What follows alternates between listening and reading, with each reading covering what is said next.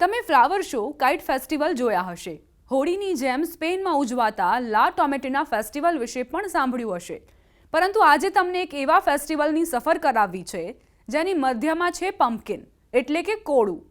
બર્લિનની બહાર ક્લાઇસ્ટો ફાર્મમાં પાનખર સમય યોજાતા શોનું મુખ્ય આકર્ષણ કોળું હોય છે.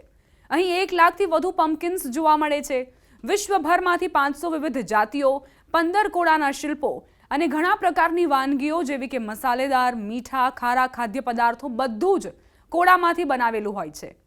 જર્મનીની રાજધાનીથી 56 કિલોમીટર એટલે કે 35 માઇલ દક્ષિણ પશ્ચિમમાં આવેલા આ ફાર્મ પર યોજાતો ધ હ્યુજ પમ્પકિન ફેસ્ટિવલ 22મી વખત યોજાઈ રહ્યો છે, જે એટલો પ્રખ્યાત થઈ ગયો છે કે શનિ રવિના દિવસે 12,000 સુધી અને સપ્તાહના દિવસે 5,000થી વધુ મુલાકાતીઓને આકર્ષે છે.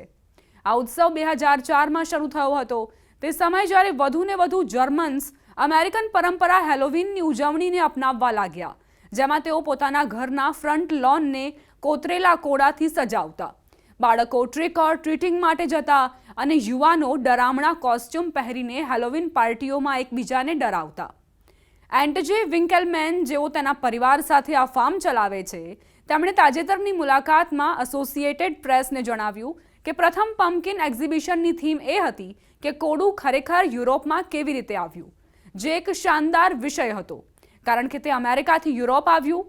ક્રિસ્ટોફર કોલંબસ તેને પોતાની સાથે લાવ્યા હતા અને અમે ક્રિસ્ટોફર કોલંબસે જે જહાજમાં મુસાફરી કરી હતી તેનું પુનર્નિર્માણ કર્યું અને આખી વાર્તા કહી. આ વર્ષે આ એક્ઝિબિશનની થીમ મહિલાઓની શક્તિ વિશે છે. જેમ જેમ કોળાના શોખીન એવા નાના બાળકો અને તેમના પરિવારો ફાર્મના વિશાળ પરિસરમાંથી પસાર થતા હતા, તેમની નજર માર્જ સિમ્પસનની વિશાળ પ્રતિમા પર પડતી, જેના વાળ ડઝનબંધ બદામી ગોળાકાર શિયાળુ કોળાથી બનાવેલા હતા અને લાલ ડ્રેસ નાના નારંગી કોળાથી બનાવેલો હતો. તમને જણાવી દઈએ કે માર્જ સિમ્પસન એક સુપરહિટ એનિમેટેડ સિરિયલ ધ સિમ્પસનમાં સિમ્પસન પરિવારની પ્રેમાળ માતાનું પાત્ર છે, જેના સ્કલ્પચરને પમ્પકિન એક્ઝિબિશનમાં તૈયાર કરાયું છે. આ સિવાય બાળકોની ઓલ ટાઈમ ફેવરેટ ફિલ્મ ફ્રોઝનની એલ્સાનું સ્કલ્પચર પીળા કોળાથી સજ્જ કરાયું હતું. આ સિવાય અહીં પ્રખ્યાત German automotive pioneer Bertha Benz જૂની શૈલીની કારમાં બેસેલા દર્શાવાયા, જેના પૈડા નારંગી શિયાળુ કોળાથી સજાવાયેલા હતા.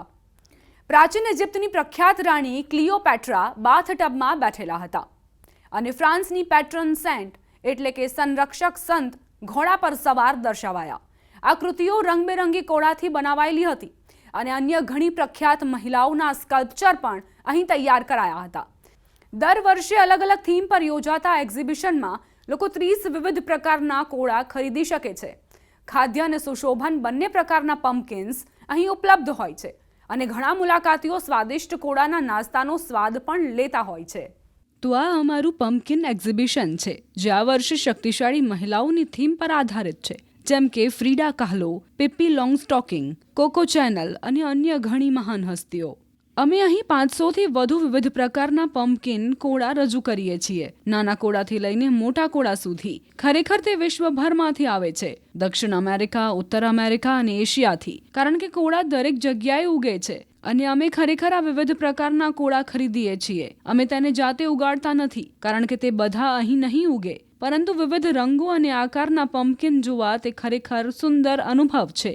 મને જે સુંદર અને ખરેખર શાનદાર લાગે છે તે પ્રતિમાઓ બનાવવામાં થતી મહેનત છે. નાના સાઇનબોર્ડ્સ દર્શાવે છે કે કેટલા કોળાનો ઉપયોગ થયો, કેટલો સમય લાગ્યો અને કેટલા લોકોની જરૂર પડી. આ ખરેખર શ્રેષ્ઠ રીતે ડિઝાઇન કરેલું છે. ખૂબ ખૂબ સુંદર.